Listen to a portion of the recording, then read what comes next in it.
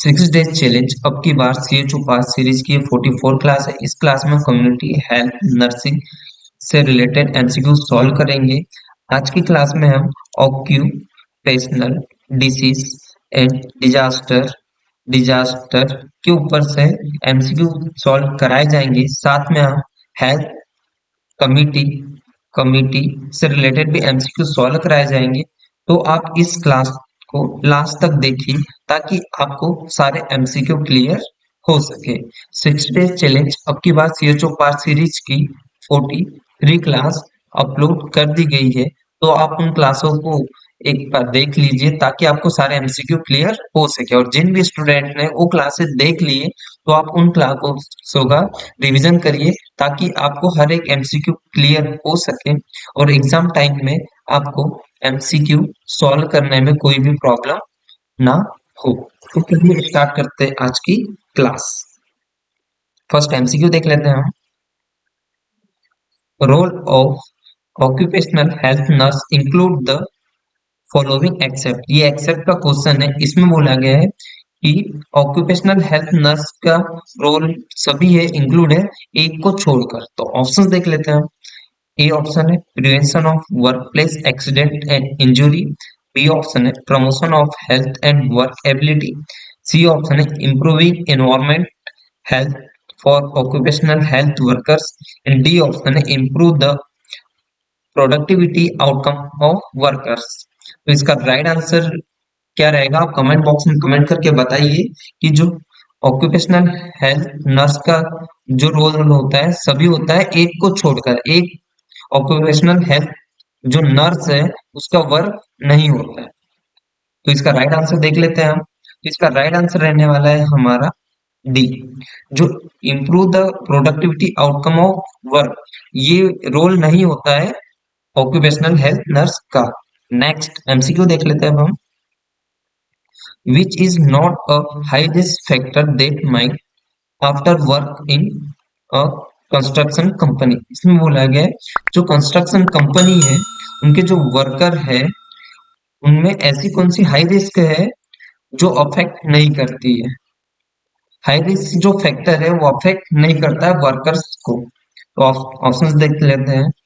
ए option है allergic disease, B option माल nutrition, सी option है traumatic injuries and D option है chest disease. तो इसका राइट आंसर रहने वाला है हमारा बी, जो माल न्यूट्रिशन है। ये कंस्ट्रक्शन कम्युनिटी के जो वर्कर्स होते हैं उसे ये हाई रिस्क फैक्टर नहीं है, क्योंकि ये हाई रिस्क फैक्टर पूछा है। तो जो एलर्जी डिसीज होती है and traumatic injury and chest disease है ये हाई रिस्क फैक्टर होता है जो कि वर्कर्स को अफेक्ट करते हैं। तो इसका राइट आंसर रहेगा हमारा बी। नेक्स्ट MCQ देख लेते हैं अब हम। Recommended maximum level of noise for human being is when. इसमें बोला गया है जो ह्यूमन बीइंग के लिए जो नॉइस का रिकमेंडेड मैक्सिमम लेवल पूछा गया है वो कितना होना चाहिए। तो ऑप्शन देख लेते हैं। ए ऑप्शन है 50 डेसिबल, बी ऑप्शन है 85 डेसिबल, सी ऑप्शन है 110 डेसिबल एंड डी ऑप्शन है 160 डेसिबल। तो इसका राइट आंसर आप कमेंट बॉक्स में कमेंट करके बताइए कि इसका राइट आंसर क्या रहने वाला है। जो recommended maximum level of noise जो ह्यूमन बीइंग के लिए रिकमेंड होता है वो इसका राइट आंसर रहने वाला है हमारा जो बी 85 डेसिबल। ये रिकमेंड रहता है ह्यूमन बीइंग के लिए। नेक्स्ट MCQ देख लेते हैं अब हम। Which is the most common occupational hazard of computer workers. इसमें पूछा गया है जो कंप्यूटर वर्कर होते हैं इसका मोस्ट कॉमन पूछा गया ऑक्यूपेशनल हजार्ड क्या होता है। तो ऑप्शंस देख लेते हैं हम। ए ऑप्शन है कैंसर, बी ऑप्शन है lung diseases and C option cataract and D option है कार्पल ट्यूनर सिंड्रोम। तो इसका राइट आंसर रहेगा हमारा डी, जो कार्पल ट्यूनर सिंड्रोम है। ये कंप्यूटर वर्कर्स का जो कॉमन ऑक्यूपेशनल हजार्ड होता है। जो कार्पल ट्यूनर सिंड्रोम है इसका मीनिंग होता है, इसका मीन्स होता है ये इसमें हमें पेन देखने के लिए मिलता है, नमनेस देखने के लिए मिलती है, साथ साथ में हमें टिंगलिंग टिंगलिंग देखने के लिए मिलती है। काय में देखने के लिए मिलती है टिंगलिंग? हैंड हैंड में देखने के लिए मिलती है हमें, जिसमें फिंगर एंड थंब भी इन्वॉल्व होते हैं। साथ में यदि पूछ ले जो कार्पल ट्यूनल सिंड्रोम में कौन सी नर्व इन्वॉल्व होती है, तो आपको बताना है मीडियन मीडियन नर्व जो होती है इसमें इन्वॉल्व होती है। नेक्स्ट एमसीक्यू देख लेते हैं अब हम। The nerve involve in carpal tunnel syndrome, इसमें बोला गया है कार्पल ट्यूनल सिंड्रोम में कौन सी नर्व इन्वॉल्व होती है, तो ऑप्शन देख लेते हैं। A option ulnar nerve nerve, B option है radial nerve, C option median nerve, D option है इंटरोसेस नर्व। तो इसका राइट आंसर रहने वाला है सी, जो मीडियन नर्व होती है ये हमें कार्पल ट्यूनल सिंड्रोम में देखने के लिए मिलती है। नेक्स्ट एमसीक्यू देख लेते हैं हम। What do you understand by acid rain, आप एसिड रेन से क्या समझते हैं इसमें पूछा गया है। ऑप्शन देख लेते हैं अब हम। ए ऑप्शन है the pH of rain water goes below 7, B option है the pH of rain water goes below 5.7, and C option है raining of hydrochloric acid from sky, and D option है raining of sulphuric acid from sky. तो इसका right answer रहने वाला है हमारा D. D इसका जो राइट आंसर रहेगा, जो एसिड रेन होती है उसमें हमें देखने के लिए मिलता है जो एसिड के सब्सटेंस होते हैं, एसिड सब्सटेंस, और साथ में हमें सल्फर डाइऑक्साइड एंड हमें nitrogen nitrogen oxide oxide nitrogen oxide हमें देखने के लिए मिलती है, जो कि रेन के साथ में रेन के साथ में मिक्स्ड होती है। जो एसिड रेन किसे कहते हैं हम, जो रेन के साथ में मिक्स होता है एसिड सब्सटेंस और sulphur dioxide and nitrogen oxide acid के साथ में के साथ में मिक्स होते हैं, उसे हम एसिड रेन कहते हैं। तो इसका राइट आंसर रहेगा हमारा डी। नेक्स्ट एमसीक्यू देख लेते हैं हम। Priority sorry primarily which people suffer more with silicosis disease, इसमें बोला गया है जो प्राइमरली पीपल जो मोर सफर करते हैं सिलिकोसिस डिसीज से, कौन से ऐसे पीपल है जो सिलिकोसिस डिसीज से सफर करते हैं। तो ऑप्शन देख लेते हैं हम। ए ऑप्शन है ऑक्यूपेशनल वर्कर, बी ऑप्शन है सेडेंटरी वर्कर, सी ऑप्शन है health worker, and D option है मैकेनिकल वर्कर। तो इसका राइट आंसर आप कमेंट बॉक्स में कमेंट करके बताइए कि इसका राइट आंसर क्या रहेगा। जो सिलोकोसिस डिसीज रहती है वो हमें जो सिलिका डस्ट होती है, सिलिका डस्ट होती है ये इनहेलेशन की वजह से हमें सिलिकोसिस डिसीज देखने के लिए मिलती है। किसकी, सिलिका की डस्ट जो होती है, इसे इनहेलेशन से हमें सिलिकोसिस डिसीज देखने के लिए मिलती है। और ये एक्सरे में शो होती है, एक्सरे में शो होती है, कैसे शो होती है कि इसमें शो करता है स्नो स्नो स्ट्रोम स्ट्रोम अपीयरेंस हमें देखने के लिए मिलता है, अपीयरेंस हमें देखने के लिए मिलते हैं क्या में, एक्सरे में। इसमें यदि आपको पूछ ले सिलिकोसिस डिसीज है ये हमें किसकी वजह से कॉज होती है, तो आपको बताना है सिलिका डस्ट के इनहेलेशन की वजह से कॉज होती है, और ये हमें एक्सरे में देखने के लिए मिलता है।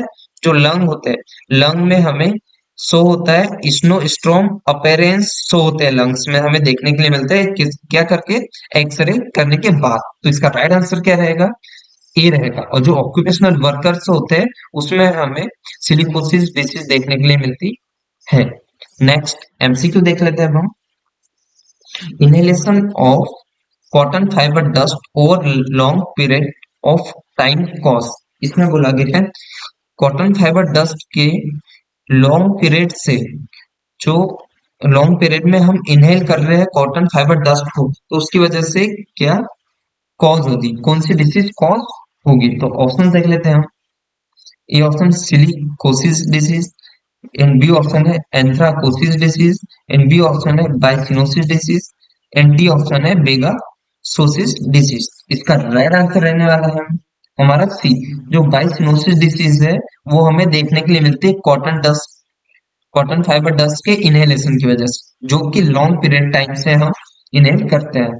तो और यदि आप बायसिनोसिस डिसीज को हम Monday Monday fever Monday fever और मील मील फीवर मील फीवर और साथ में हम ब्राउन लंग लंग डिसीज के नाम से जानते हैं। यदि आपको पूछ ले कि बाइसिनोसिस डिसीज है उसे और किस नाम से जानते हैं, तो मंडे फीवर डिसीज के नाम से और मील फीवर डिसीज के नाम से एंड ब्राउन लंग डिसीज के नाम से भी हम इस डिसीज को जानते हैं।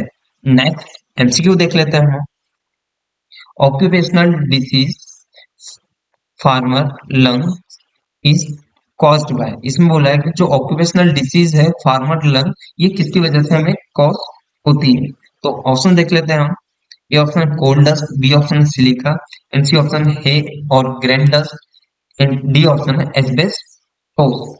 तो इसका राइट आंसर रहने वाला है हमारा सी, जो है और ग्रेन की जो डस्ट होती है उसके उससे हमें फार्मर लंग डिसीज कॉज होती है, जो कि ऑक्यूपेशनल डिसीज कहते हैं जिसे हम।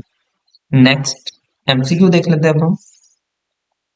Occupational disease caused by coal dust is, इसमें बोला गया है जो ऑक्यूपेशनल डिसीज है, जो कोल डस्ट है, वो किसकी वजह से हमें देखने के लिए मिलती है। तो ऑप्शन देख लेते हैं। जो कोल डस्ट की वजह से हमें डिसीज देखने के लिए मिलती है, ऑप्शन देख लेते हैं। एंथ्राकोसिस, बी ऑप्शन है silicosis, and C option asbestosis, D option है बेगासोसिस। तो इसका राइट आंसर आप कमेंट बॉक्स में कमेंट करके बताइए कि इसका राइट आंसर क्या रहेगा। तो इसका राइट आंसर रहेगा हमारा ए, एंथ्राकोसिस। जो डिसीज होती है हमें ये कोल्ड डस्ट की वजह से देखने के लिए मिलती है। ये जो एंथ्राकोसिस डस्ट होती है इसे हम ब्लैक लंग ब्लैक लंग के नाम से भी जानते हैं। और इसमें जो है, इसमें एक्यूमुलेशन देखने के लिए मिलता है हमें, accumulation of carbon in lung.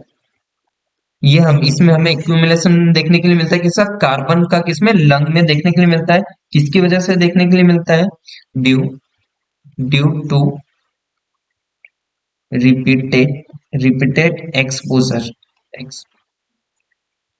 ये हमें रिपीटेड एक्सपोजर की वजह से हमें ये डिसीज देखने के लिए मिलती है। किसके, कार्बन के, या तो फिर कोल्ड डस्ट के रिपीटेड हम कांटेक्ट में आ रहे हैं, या रिपीटेड हम कोल्ड डस्ट को इनहेल कर रहे हैं, उसकी वजह से हमें एंथ्राकोसिस और ब्लैक लंग डिसीज देखने के लिए मिलती है। जैसे कि एंथ्राकोसिस को अदर नाम से हम ब्लैक लंग के नाम से भी हम जानते हैं। नेक्स्ट देख लेते हैं अब हम। इसमें और कुछ ऑक्यूपेशनल डिसीज है जिसे हम पढ़ लेते हैं। तो जिसमें फर्स्ट देख लेते हैं हम, जो आयरन आयरन की जो डस्ट होती है उसे इनहेलेशन की वजह से जो डिसीज कॉज होती है उसे हम सिल्डेरोसिस सिल्ड्रेसोसिस डिसीज कहते हैं।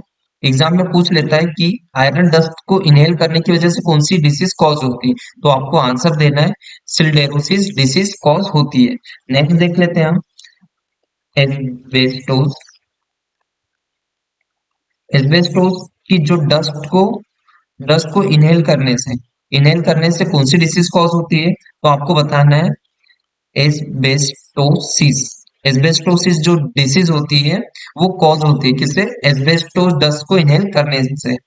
बस सेकेंड सेकेंड यदि पूछ ले आपको टोबेको को की वजह से हमें टोबेकोसिस टोबेकोसिस डिसीज देखने के लिए मिलती है।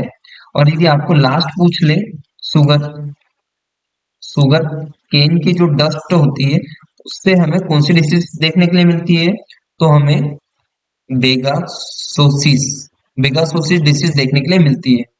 तो एक बार फिर से देख लेते हैं। हमें आयरन की डस्ट को इनहेल करने की वजह से हमें सिल्डेरोसिस डिसीज देखने के लिए मिलती है, एंड हमें एस्बेस्टोस की डस्ट की वजह से एस्बेस्टोसिस डिसीज देखने के लिए मिलती है, एंड टोबैको की वजह से टोबैकोसिस डिसीज देखने के लिए मिलती है, एंड लास्ट है शुगर केन डस्ट की वजह से हमें बेगासोसिस बेगासोसिस डिसीज देखने के लिए मिलती है। नेक्स्ट एमसीक्यू देख लेते हैं अब हम। One of the following approaches used to categorize the casualty during disaster for providing care is referred as। इसमें बोला है कि डिजास्टर के टाइम हम जो कैजुअलिटीज को केयर प्रोवाइड करते हैं उसे कैटेगराइज में कैसे डिवाइड करते हैं, उसके अप्रोचेस क्या होते हैं, कौन से सिस्टम की वजह से हम कैटेगराइज करते हैं डिजास्टर के टाइम कैजुअलिटीज को। जो डिजास्टर में केयर प्रोवाइड करते हैं उसमें हम राइट राइट सिस्टम से हम केयर प्रोवाइड करते हैं, जिसमें ट्राइज सिस्टम में हम कलर कोडेड होते हैं जिसमें कि हमें जो देखने के लिए मिलता है कलर, फर्स्ट रेड कलर में, सेकेंड हम येलो येलो कलर में, एंड थर्ड जो होता है green green colour, and fourth होता है ब्लैक कलर में। हम कैटेगराइज करते हैं किसको, कैजुअलिटीज को, जो पेशेंट होते हैं उसे हम फोर कलर में डिवाइड करते हैं। तो इसका राइट आंसर देख लेते हैं। इसका राइट आंसर रहेगा हमारा ए ट्राइज। इसका राइट आंसर रहेगा हमारा ट्राइज। जो ट्राइज ऐसा सिस्टम होता है जो डिजास्टर के टाइम कैजुअलिटी को जो केयर प्रोवाइड करते हैं उसे हम कैटेगराइज करते हैं किससे, ट्राइज सिस्टम से। बी सी और डी भी गलत ऑप्शन रहेगा। नेक्स्ट एमसीक्यू देख लेते हैं हम। The correct colour code triage system of disaster patient are as under. इसमें बोला गया है ट्राइज सिस्टम के अकॉर्डिंग जो डिजास्टर के जो पेशेंट होते हैं उसमें बोला है कलर करेक्ट कलर कोड से मैच कर रहा है। तो ऑप्शन देख लेते हैं। ये option yellow colour critical ill patient को डिनोट करेगा, या बी ऑप्शन है ब्लू कलर माइनर इंजुरीज को डिनोट करेगा, या सी ऑप्शन है व्हाइट कलर डेड पेशेंट को डिनोट करेगा, या डी ऑप्शन है ग्रीन कलर माइनर इंजुरीज को डिनोट करेगा। तो पहले इसे हम समझ लेते हैं कलर कोडेड को, पढ़ लेते हैं हम ट्राइज सिस्टम को। ट्राइज जो ट्राइज सिस्टम होता है, ये ट्राइज सिस्टम में हम फोर कलर को ऐड करते हैं, जिसमें कि फर्स्ट कलर आ जाता है रेड। जो रेड कलर होता है ये इंडिकेट करता है किसके, हाईएस्ट हाईएस्ट प्रायोरिटी प्रायोरिटी वाले पेशेंट को, प्रायोरिटी ट्रीटमेंट वाले पेशेंट को ये इंडिकेट करता है, जिसमें हम इमीडिएट केयर प्रोवाइड करते हैं। एंड नेक्स्ट आ जाता है येलो कलर। जो येलो कलर होता है ये इंडिकेट करता है किसे, ये मीडियम मीडियम प्रायोरिटी ट्रीटमेंट को।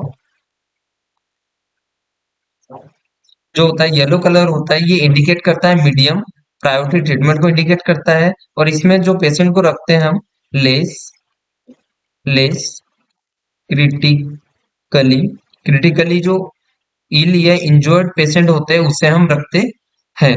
यदि आपको एग्जाम में पूछ ले ट्राइज सिस्टम में कितने कलर रेड होते हैं, तो फोर कलर रेड होते हैं। जो जिसमें रेड कलर के बारे में पूछ ले तो ये इंडिकेट करता है हाईएस्ट प्रायोरिटी ट्रीटमेंट को करता है, इसमें हम इमीडिएट केयर प्रोवाइड करते हैं पेशेंट को। और यदि येलो कलर के बारे में पूछ ले तो ये येलो कलर इंडिकेट करता है जो मीडियम प्रायोरिटी ट्रीटमेंट होता है उसे इंडिकेट करता है। और इसमें हम जो लेस क्रिटिकली इल और इंजर्ड पेशेंट होते हैं उसे हम येलो कलर में से डिनोट करते हैं। और यदि आपको पूछ ले नेक्स्ट ग्रीन कलर के बारे में, तो ये ग्रीन कलर इंडिकेट करता है एम्बुलेटरी पेशेंट को, एम्बुलेट एम्बुलेटरी पेशेंट को डिनोट करता है विथ माइनर माइनर इंजुरीज हुई है उसे डिनोट करता है।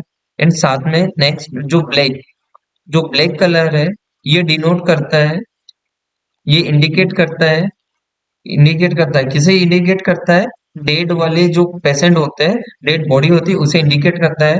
जो ब्लैक कलर है इसे हम लोवेस्ट प्रायोरिटी में रखते हैं, यदि आपको एग्जाम पूछ ले ग्रीन कलर किसे इंडिकेट करता है, तो ये इंडिकेट करता है एम्बुलेटरी पेशेंट को विथ माइनर इंजुरीज, जिससे नॉर्मल स्क्रैचेस आए हैं, इसमें इंजुरीज हुई है नॉर्मल सी, जो चल फिर सकता है उसे हम ग्रीन कलर के कोड में रखते हैं। एंड जो ब्लैक कलर होता है उसमें ये इंडिकेट करता है डेट वाली जो बॉडीज होती है, इसे इंडिकेट करता है और इसे हम लोएस्ट प्रायोरिटी में रखते हैं। नेक्स्ट क्वेश्चन देख लेते हैं हम। The colour used for tagging a dead body is, कौन सा ऐसा कलर है जिसे डेड बॉडी से टैग करते हैं? तो ऑप्शन देख लेते हैं, red, black, yellow and green. तो इसका राइट आंसर रहने वाला है हमारा जो ब्लैक कलर है, इसे हम डेड बॉडी के लिए टैग करते हैं। नेक्स्ट एमसीक्यू देख लेते हैं हम। इन ट्राइज येलो कलर डिनोट्स, इसमें बोला गया है, जो ट्राइज में येलो कलर है ये किसे डिनोट करेगा? तो ऑप्शन देख लेते हैं, immediate life threatening, B option है life non life threatening, C option है less critically injured and D option है मोस्ट क्रिटिकली इंजर्ड। तो इसका राइट आंसर रहेगा हमारा सी, जो लेस क्रिटिकली इंजर्ड वाले पेशेंट रहते हैं उसे हम येलो कलर से डिनोट करते हैं। नेक्स्ट एमसीक्यू देख लेते हैं हम। Which is considered as a an internal disaster, इसमें बोला इंटरनल डिजास्टर को किसे कंसिडर करेंगे? ऑप्शन देख लेते, A option patient fall and B option है the massive spread of pneumonia and C option है a computer hacking episode and D option है unexpected staff absence due to illness. तो इसका राइट आंसर रहेगा D. जो internal disaster है उसमें हम देखते हैं कि इलनेस की वजह से अनएक्सपेक्टेड स्टाफ जो है अब्सेंस है, उसकी वजह से हमें इंटरनल डिजास्टर देखने के लिए मिलता है। नेक्स्ट एमसीक्यू देख लेते हैं अब हम। Which of following principle guide nurse prioritise a disaster caused by a collapse building in a earthquake, जिसमें बोला गया डिजास्टर के टाइम अर्थक्वेक की वजह से बिल्डिंग कोलैप्स हो रही है, उसमें प्रिंसिपल गाइड के अकॉर्डिंग नर्स कौन से ऐसे पेशेंट को प्रायोरिटाइज ट्रीटमेंट प्रोवाइड करेगी? तो ऑप्शन देख लेते हैं। ये ऑप्शन है haemorrhage necessitate immediate care to save most life. B option है most those requiring minimal care are treated first so that they can help others. And C option है those with head injuries are treated first so that their care more complex. And D option है children should get highest priority because they have the highest life expectancy. तो इसका right answer रहेगा ए। जो haemorrhage वाले patient है उसे हम immediate care provide करते हैं, जो हेमरेजिक वाले सभी पेशेंट है उसे इमीडिएट हम केयर प्रोवाइड करेंगे, जिससे कि जितने भी हेमरेज वाले पेशेंट है उनकी लाइफ सेव हो सके। तो नर्स जो प्रायोरिटी केयर प्रोवाइड करेंगी प्रिंसिपल गाइड के अकॉर्डिंग, तो इसका राइट आंसर रहेगा ए। नेक्स्ट एमसीक्यू देख लेते हैं हम। In a disaster you will prioritise your management attend first to the patient, disaster के टाइम आप कौन सा ऐसा प्रायोरिटाइज रखेंगे, कौन से पेशेंट को प्रायोरिटाइज में रखेंगे जिससे आपको मैनेज करना है और सबसे पहले अटेंड करना है? तो ऑप्शन देख लेते हैं। ए ऑप्शन है in severe pain due to fracture of tibia and B option है in deep coma with a massive head injury and C option है heavy breathlessness with flail chest and D option है conscious patient with a haematoma on scale. तो इसका right answer रहने वाला है C, जो having breathless with flail chest है इस वाले पेशेंट को हम प्रायोरिटी में ट्रीटमेंट प्रोवाइड करेंगे। और जो ए और डी वाले पेशेंट है जिसमें ए वाले में फ्रैक्चर हो रहा है जिसकी वजह से सीवियर पेन देखने को मिलता है, इसे भी हम केयर थोड़ा लेट प्रोवाइड करेंगे तो चलेगा, तो इसे हम प्रायोरिटी और ट्रीटमेंट में ऐड नहीं करेंगे। एंड जो डी ऑप्शन वाला ऑप्शन है इसमें कॉन्शियस पेशेंट है, हिमेटोमा स्केल्प है, तो ये भी पेशेंट एम्बुलेटरी है, इसलिए थोड़ा लेट भी केयर प्रोवाइड करेंगे तो ये सर्वाइव कर जाएगा। तो इसका राइट आंसर रहेगा सी, सी इसका राइट आंसर रहेगा। नेक्स्ट एमसीक्यू देख लेते हैं हम। Immediate and spontaneous care is needed by a community health nurse. community health nurse के द्वारा जो immediate and spontaneous केयर की जाती है किसमें की जाती है? तो ऑप्शन देख लेते हैं। ये ऑप्शन environmental disaster, इन बी ऑप्शन है communal rivalry and C option है epidemic disaster and D option है एक्सीडेंट। तो इसका राइट आंसर रहेगा ए, जो इन्वायरमेंटल डिजास्टर है इसमें कम्युनिटी हेल्थ नर्स का रोल होता है कि उसमें immediate and spontaneous care provide करे वो। नेक्स्ट एमसीक्यू देख लेते हैं। The main focus for organising home visit is which of the following, इसमें बोला गया है होम विजिट का मोस्ट मेन फोकस क्या होता है ऑर्गेनाइज करने का? तो ऑप्शन देख लेते हैं। ए ऑप्शन है inspection of home environment, B option checking work of other nurses, C option demographic survey and D option है प्रिवेंशन एंड एजुकेशन। तो इसका राइट आंसर रहने वाला है ए, जो इंस्पेक्शन ऑफ होम एनवायरनमेंट का है, ये इंस्पेक्शन करती है कौन सी? होम विजिट में हम, इसका जो मेन फोकस रहता है। नेक्स्ट एमसीक्यू देख लेते हैं हम। Role of community nurse in school health programme except, ये एक्सेप्ट का क्वेश्चन है, इसमें बोला गया है कम्युनिटी हेल्थ नर्स का स्कूल हेल्थ प्रोग्राम में सभी रोल है एक को छोड़कर। तो ऑप्शन देख लेते हैं। Assist in screening physical mental and other special examination of school in children, and B option है assist in communicable disease control, and C option है to provide immunization to the children, and D option assist in school medical examination and follow up।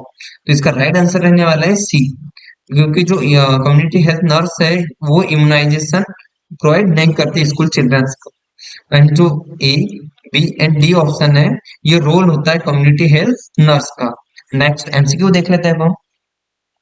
भोर committee was constitute इन, इसमें बोला भोर committee कब constitute हुई थी, कब आई थी? तो ऑप्शन देख लेते। ए ऑप्शन है 1940, बी ऑप्शन है 1943, एंड सी ऑप्शन है 1947, एंड डी ऑप्शन है 1920। तो इसका राइट आंसर रहने वाला है हमारा बी 1943, इसका राइट आंसर रहेगा। और यदि आपको पूछ ले भोर कमेटी का जो अदर नेम है ये किस नाम से जानते हैं, तो आपको बताना है health health survey survey and development committee, committee के नाम से भी हम जानते हैं। जो बोर कमिटी है इसका जो अदर नेम है ये health survey and development committee के नाम से भी हम जानते हैं इसे। नेक्स्ट एमसीक्यू देख लेते हैं हम।